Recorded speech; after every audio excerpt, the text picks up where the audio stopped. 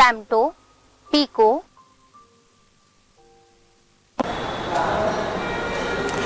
प्रिय विद्यार्थियों, मैं अनुपम परिहार, प्रवक्ता Anglo Bengali intermediate college Prayagraj, माध्यमिक शिक्षा विभाग उत्तर प्रदेश के इस ऑनलाइन कक्षा में आपका स्वागत है।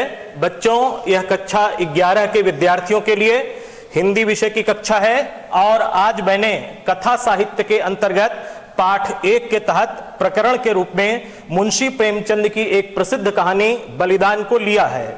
बच्चों, इस कहानी को पढ़ाने के पहले मैं आपको बता दूं कि इस कहानी के लिए कुल अंक भार 4 अंक का निर्धारित है। अब हम इस कहानी को पढ़ाने के पहले यह देखेंगे कि इस कहानी का पढ़ाने का उद्देश्य क्या है।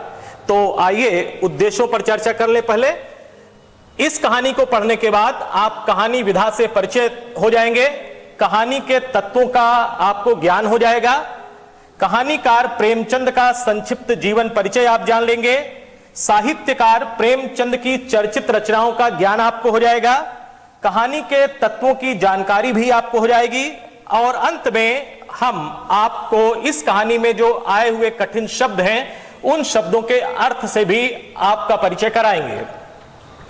अब आइए सबसे पहले इस विषय पर हम चर्चा करें कि कहानी क्या है, अर्थात कहानी किसे कहते हैं। मेरा एक वक्तव्य जरा ध्यान से सुनिए। कहानी गद्य साहित्य की एक लोकप्रिय व मनोरंजक विधा है। कहानी में किसी एक पक्ष का कल्पना प्रधान, मर्मस्पर्शी एवं सुरुचिपूर्ण कथात्मक वर्णन किया जाता है। हिंदी साहित्य में कहानी के अन्य नाम गल्प, आख्यायिका, लघु कथा इत्यादि भी हैं। अंग्रेजी में इसी को शॉर्ट स्टोरी के रूप में भी मान्यता प्राप्त है।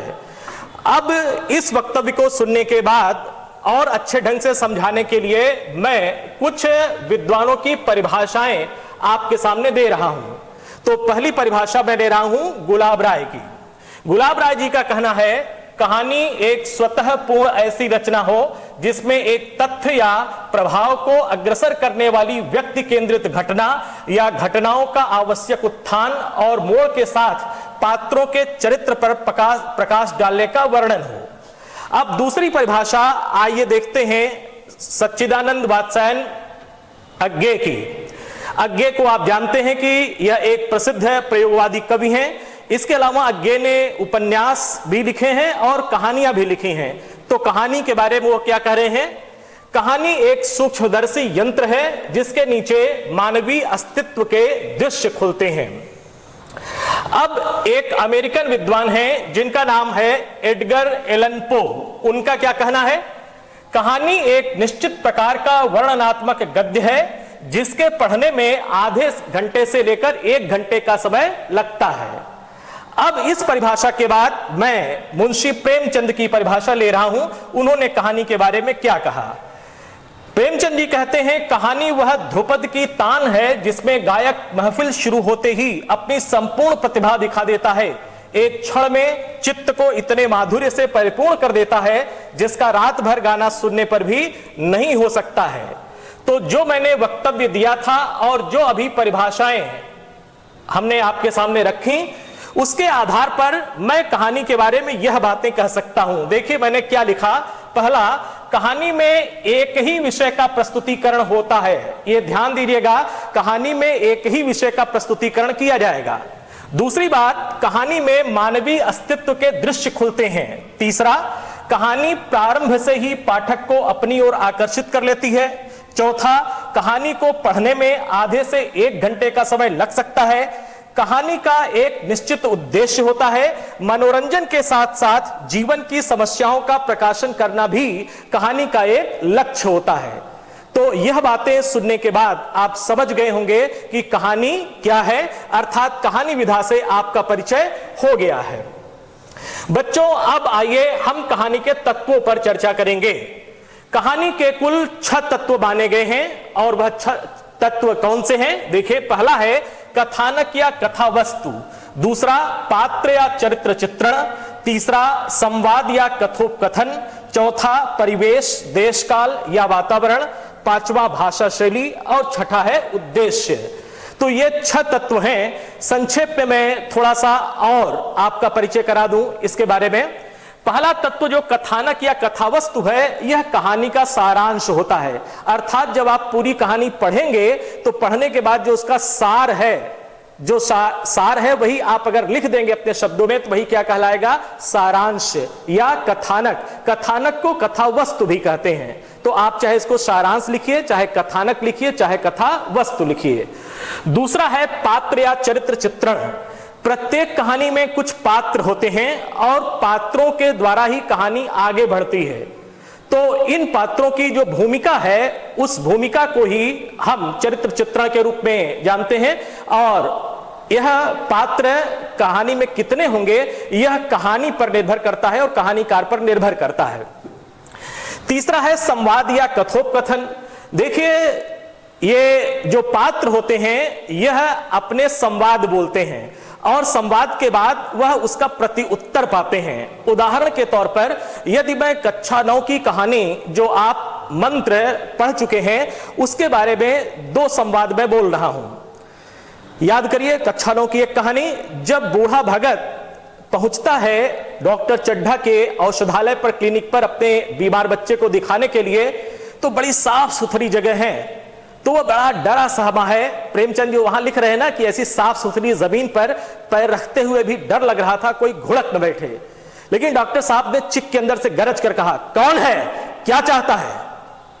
बूढ़े ने विनम्रता से कहा, हुजूर बड़ा गरीब आदमी हूं, मेरा लड़का कई दिन से, अर्थात वो कहना चाह रहा मेरा लड़का कई दिन से बीमार है लेकिन उसकी सांस टूट जाती है।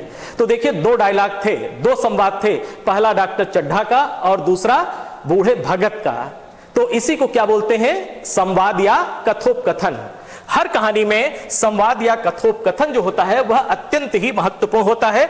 कहानी की सफलता इस पर बहुत हद तक निर्भर करती है।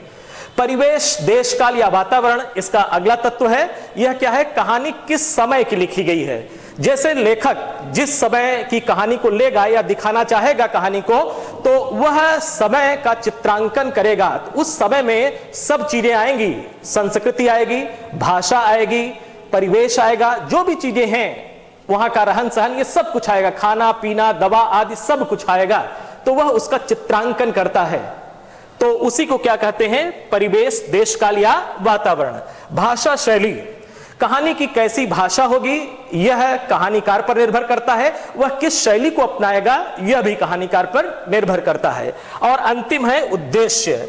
प्रत्येक कहानी का एक उद्देश्य होता है। कहानीकार पाठक को एक मैसेज देना चाहता है, वह कहानी के द्वारा एक संदेश देना चाहता है कि मैं ये कहना चाह रहा हूं। जैसे जो अभी कहानी मैंने मंत्र का जिक्र किया था, उसमें कहानीकार का मुख्य उद्देश्य ये था मानवता को दिखाना कि मानवता सबसे बड़ी बात है। भगत मानवता की साक्षात प्रतिमूर्ति है। उसने डॉक्टर चड्ढा के बच्चे को बचा लिया, जबकि डॉक्टर चड्ढा की वजह से ही उसके बेटे की जान चली गई थी। तो ये इंसानियत या मानवता सबसे बड़ी बात थी उस प्रेमचंद की उस कहानी में, मंत्र में। तो वही उन्होंने मैसेज दिया था। तो हम अभी इस कहानी में देखेंगे इसमें क्या उद्देश्य आता है। तो ये कहानी के 6 तत्वों से मैंने आपका परिचय कराया। अब सीधे बेटा आते हैं बलिदान कहानी पर, मुंशी प्रेमचंद द्वारा लिखित है। पहले मैं 2-3 लाइनें इस पे पढ़ रहा हूं। बलिदान कहानी मुंशी प्रेमचंद द्वारा लिखित एक यथार्थवादी कहानी है। यह कहानी 1918 ईस्वी में लिखी गई थी। यह कहानी प्रेमचंद जी के कहानी संग्रह मानसरोवर भाग 8 में संग्रहित है तथा यह इस संकलन में क्रम संख्या 7 पर अंकित है। अब मैंने एक पंक्ति यहां लिखा था कि प्रेमचंद द्वारा लिखित एक यथार्थवादी कहानी है। तो बलिदान एक यथार्थवादी कहानी है। अब प्रश्न आपके मस्तिष्क में आ रहा है कि आखिर यथार्थवाद कहानी क्या होती है। तो आइए पहले हम इस कहानी के बारे में आपको बता दें। यथार्थवादी कहानी का एक साहित्यिक रूप है जिसमें वास्तविक या काल्पनिक घटनाओं को सुनाया जाता है। यह कहानियां पात्रों द्वारा एक विशिष्ट संदर्भ में और एक विशिष्ट समय पर बनाई जाती हैं। सीधे सरल शब्दों में कहें तो यथार्थवादी कहानियों में वास्तविकता हमेशा मौजूद रहती है। यथार्थ का मतलब ही होता है सत्यता, अर्थात सत्य घटनाओं पर आधारित कहानी होगी।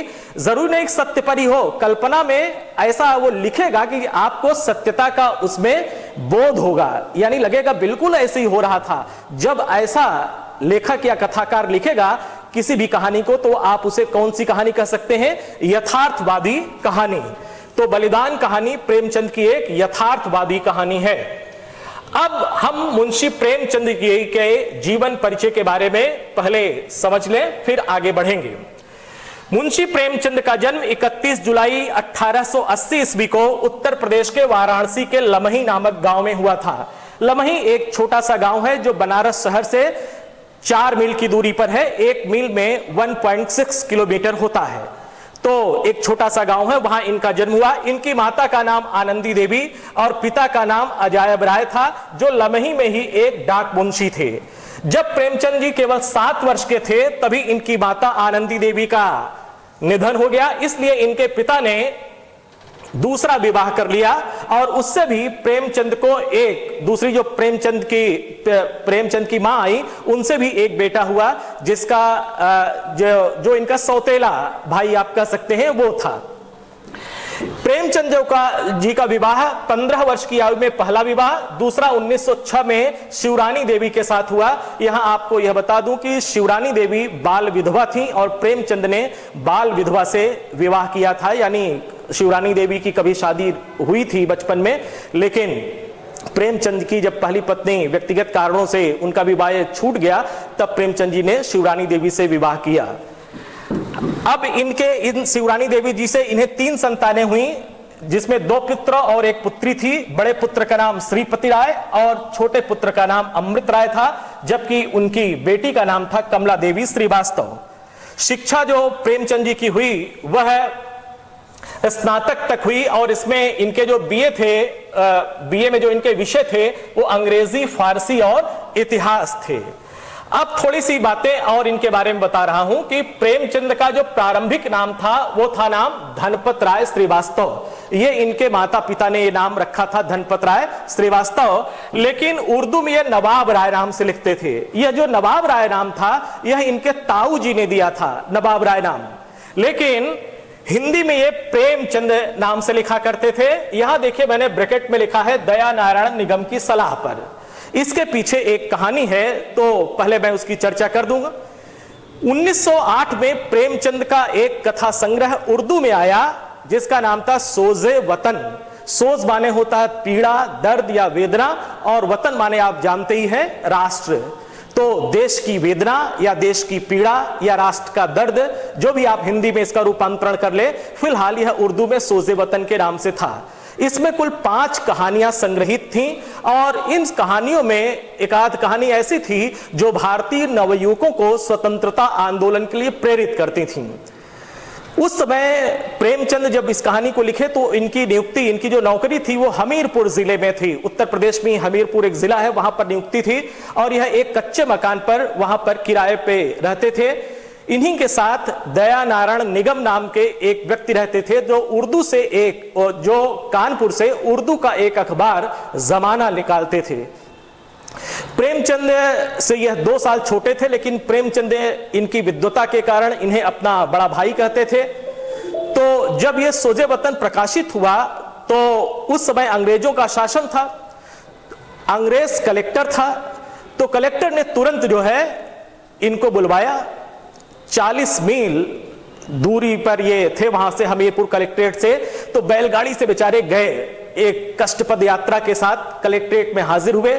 कलेक्टर ने पहले से ही इनके सोज़े वतन जो कहानी संग्रह था उसकी प्रति अपने रखी थी मेज पर, दिखा के पूछा, कहा ये तुमने लिखा है? प्रेमचंद जी ने कहा जी। कहा क्यों लिखा है? फिर कलेक्टर ने कहा कि देखो, अगर मुगलों का जमाना होता तुम्हारे हाथ कटवा लिए जाते। शुक्र करो कि हमारा जमाना है, अब आइंदा आप ऐसी कहानी नहीं लिखेंगे। कितनी प्रतियां हैं? तो प्रेमचंद जी ने कहा कुल 700, और कलेक्टर ने उन 700 प्रतियों को जब्त कर लिया। बहुत से तो लोग यह कहते हैं कि उन 700 प्रतियों को कलेक्टर ने पूरा जलवा दिया।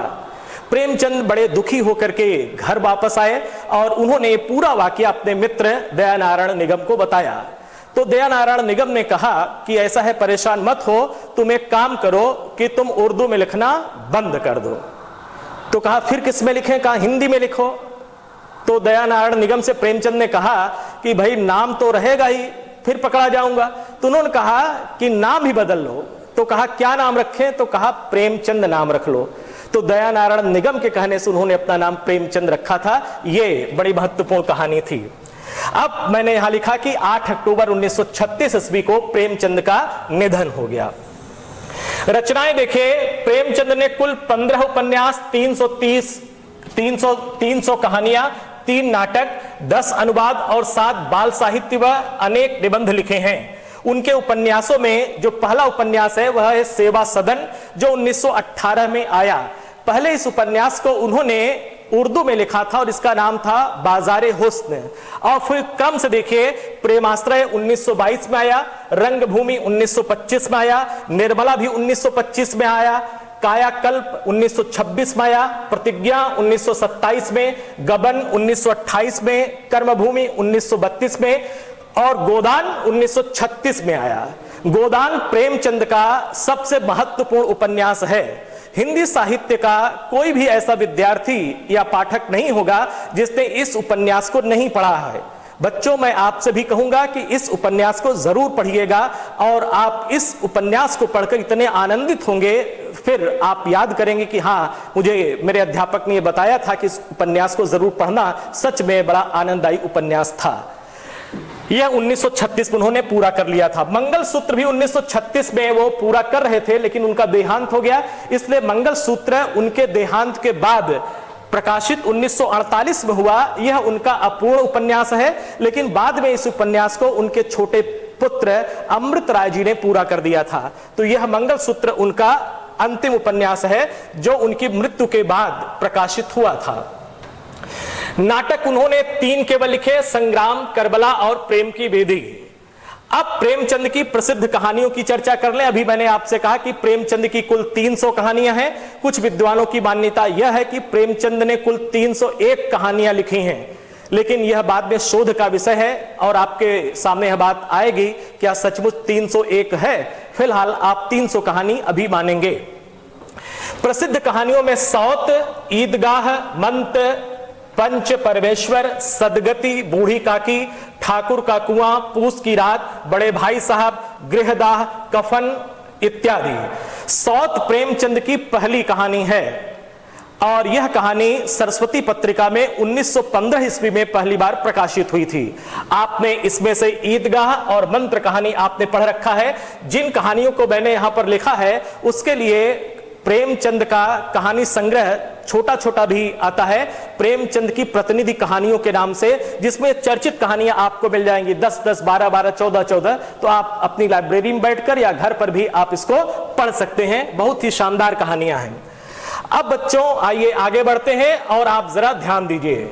आपकी परीक्षा में कहानी के सारांश, पात्र या चरित्र चित्रण तथा कहानी के उद्देश्य पर प्रश्न पूछे जाएंगे, इसलिए आगे हम इन्हीं 3 बिंदुओं पर मुख्य रूप से चर्चा करेंगे। तो पहला बिंदु मैंने लिखा, बलिदान कहानी का सारांश या कथानक। अभी मैंने कहा था ना आपसे कि बलिदान किसी भी कहानी का जब आप सारांश लिखेंगे तो कहानी पढ़ने के बाद उसे अपने शब्दों में उसका संक्षेपीकरण कर देंगे, वही सारांश हो जाएगा। तो मैंने भी इस कहानी का संक्षेपीकरण किया है। मैं वही धीरे धीरे पढ़ रहा हूं, ध्यान से सुनिए। हरश्चंद्र कुर्मी मौजे बेला का एक सम्मानित किसान था। आज के 20 साल पहले वह एक धनी और प्रभावी किसान था। उस समय उसके यहां शक्कर बनती थी, शक्कर माने चीनी या गुड़ बनती थी। कारोबार खूब फैला हुआ था, कई हल्की खेती होती थी, लेकिन देश में विदेशी शक्कर के आने से उसका कारोबार मटियामेट हो गया। वह हरश्चंद्र से हरखू हो गया। आज उसके पास केवल 5 बीघा जमीन है और केवल 1 हल की खेती होती है, मगर उसका स्वाभिमान आज भी 20 साल पुराना ही है। इसलिए गांव की पंचायतों में आज भी उसकी सम्मति सम्मान की दृष्टि से देखी जाती है। वह जो बात कहता है बेलाग कहता है और गांव के अनपढ़ उसके सामने मुंह तक नहीं खोलते।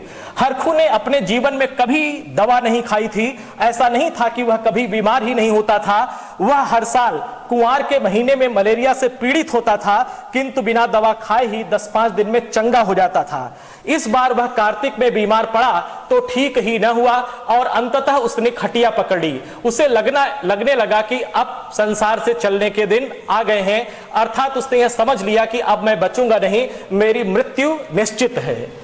एक दिन उसके ठीक बगल के पड़ोसी मंगल सिंह उसे देखने गए और बोले, बाबा बिना दवा खाए अच्छे ना होगे, कुनैन क्यों नहीं खाते? हरखू ने उदासीन भाव से उत्तर दिया, तो लेते हैं आना।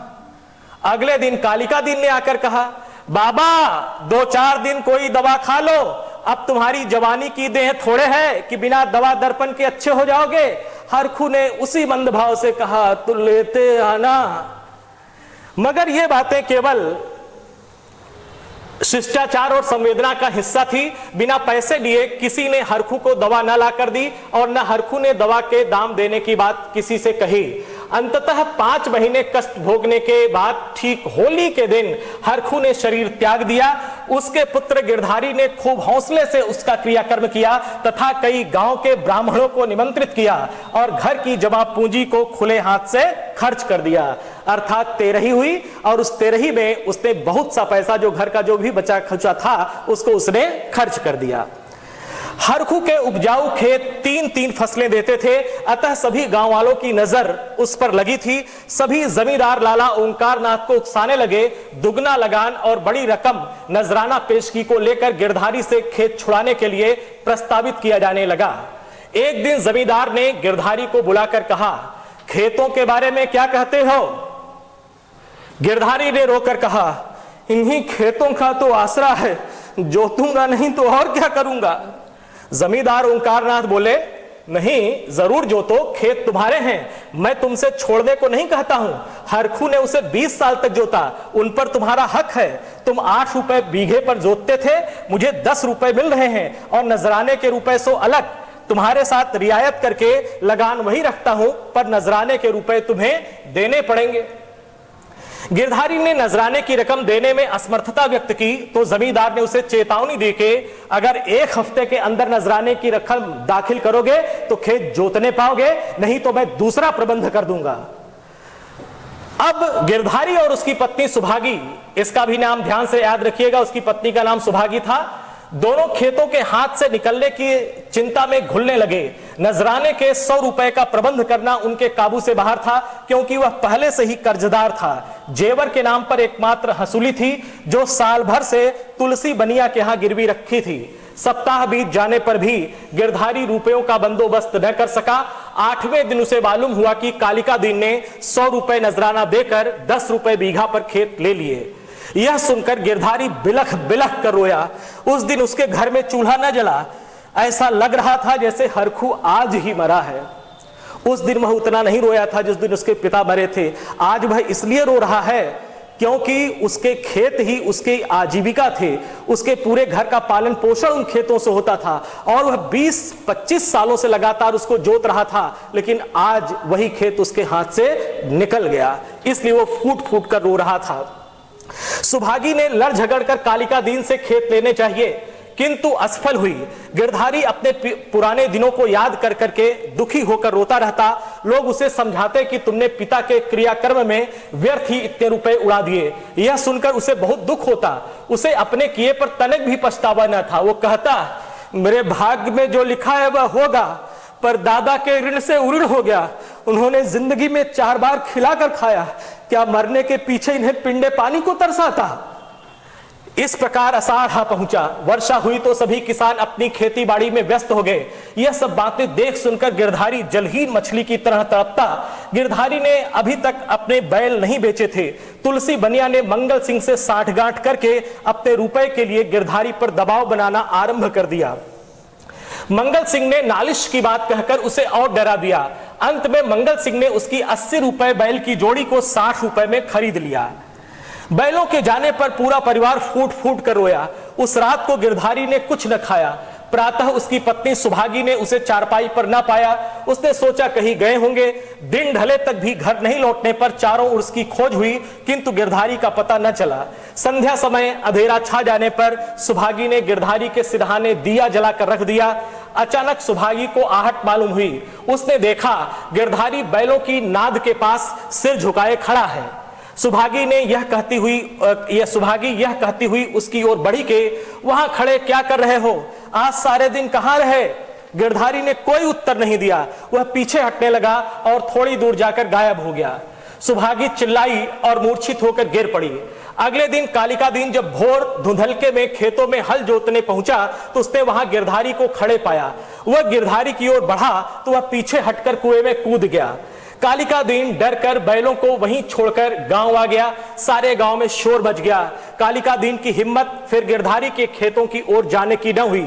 उसने गिरधारी के खेतों से इस्तीफा दे दिया। जमींदार लाला ओंकारनाथ चाहते हैं कि उनके खेत कोई ले ले, लेकिन उन खेतों का नाम लेने से सभी डरते हैं। क्यों? क्योंकि गांव वालों को अब यह शंका है कि गिरधारी जिस कुएं में गिरा है अपने खेत के पास, वहां वह भूत बन गया है। जरा देखिए कितना बड़ा अंधविश्वास है कि जो जीवित गिरधारी से था उसको लोग परेशान कर रहे थे बेचारे को, और उसकी विपन्नता पर किसी को दया नहीं आई। किसी गांव वाले ने उसको उधार तक नहीं दिया कि चलो तुम 2 बीघा ही खेत खरीद लो जमींदार से, लेकिन जब वो मर गया तो लोग उसके भूत से डर रहे हैं।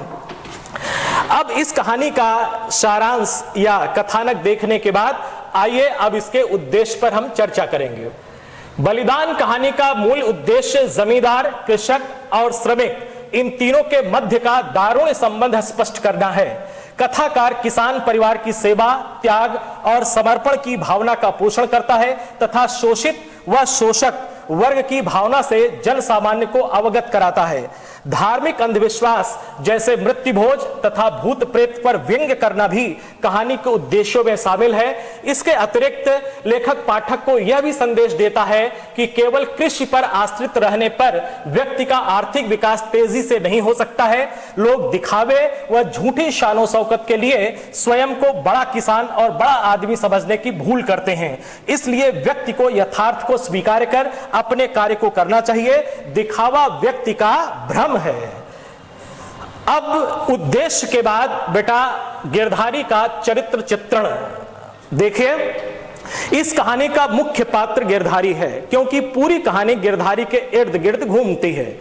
उसके चरित्र चित्रण की में आप क्या दिखाएंगे? पहला है कि गिरधारी भाग्यवादी है। वो कहता है ना कि मेरे भाग्य में जो होगा होगा, मेरे दादा के ऋण से उऋण हो गया। वो भाग्यवादी है। वह एक आदर्श पुत्र है। वह अपने पिता के प्रति सच्चा प्रेम रखता है और उनके मरने के बाद भी उनकी 13वीं बड़े धूमधाम से वो करता है। आर्थिक अभाव से ग्रस्त है, यह बात मैं कह ही चुका हूं। वह परिश्रमी और मेहनती भी है और बड़ा भावनात्मक भी है। तो यह गिरधारी की चरित्र की विशेषताएं थी जो आप उसके चरित्र चित्रण के अंतर्गत कर सकते हैं। अब बच्चों आइए देखते हैं कि इस कहानी में जो कुछ शब्द आए हैं उन शब्दों से आपका मैं परिचय करा दूं। एक शब्द आया, देखिए, परवाना। परवाना फारसी भाषा का शब्द है। इसका अर्थ है लिखित आज्ञा, अनुमति या इजाजत। इसी को क्या कहा गया कहानी में? परवाना। गुर्च, गदापूर्णा, नीम की सींग। ये देखो मैंने इधर लिखा है बुखार आदि के लिए उस समय दी जाने वाली देशी दवाइयां। यह देखिए गुर्च का चित्र लगा है। इसको गिलोय भी कहते हैं। आमतौर पर लोग कहते हैं डेंगू की एक रामबाण दवा है।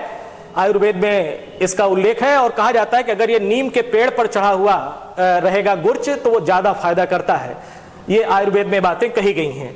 ये देखिए गदापूर्णा, इसकी जड़ भी उस समय पीस के दी जाती थी।